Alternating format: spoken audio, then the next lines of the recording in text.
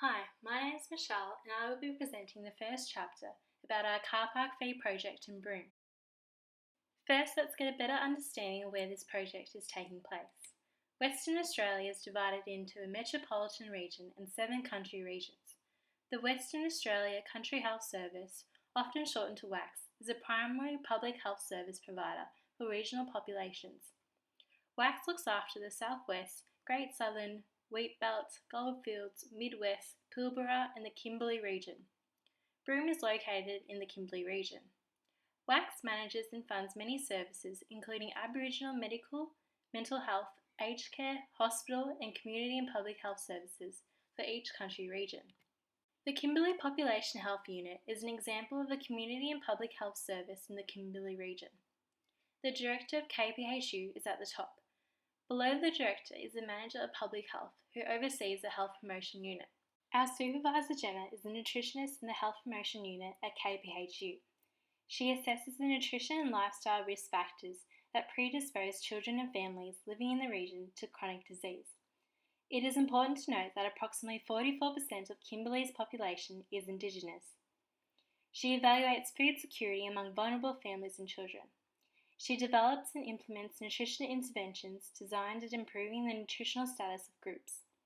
For example, running cooking workshops at Clontarf Academy to improve the confidence of the Indigenous youth in preparing and cooking foods. She also makes recommendations to stakeholders to improve the health of residents.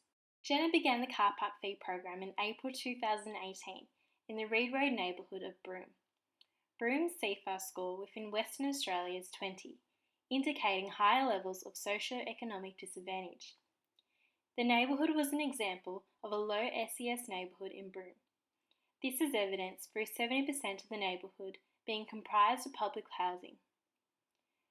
Community isolation was also apparent due to high levels of youth crime and a fall in house prices.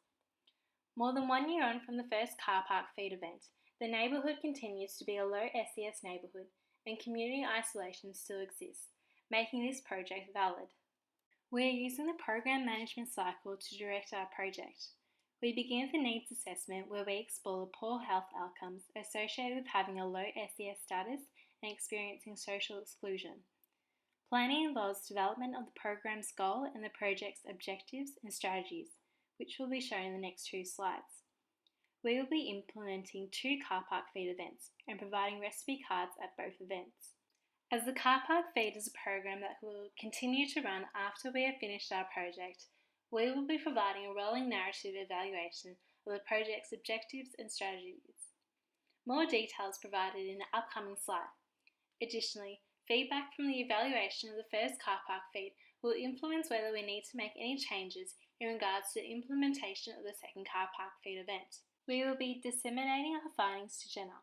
There are also plans to conduct train-the-trainer workshops in the future, which is another opportunity to disseminate the project's findings. However, this won't be covered in our project. Here is our program's goal and project objectives. Here are our strategies.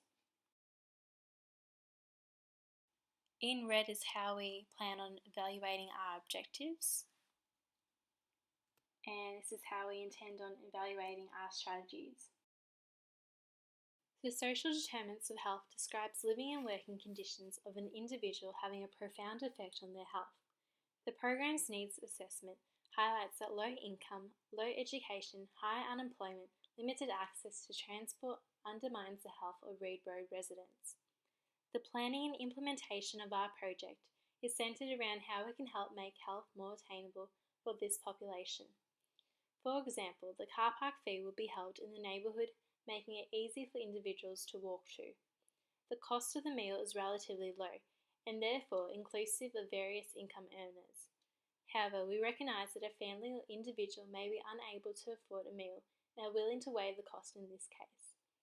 It is open to everyone in the neighbourhood to promote social connectedness. Here is our timeline. Thanks for watching.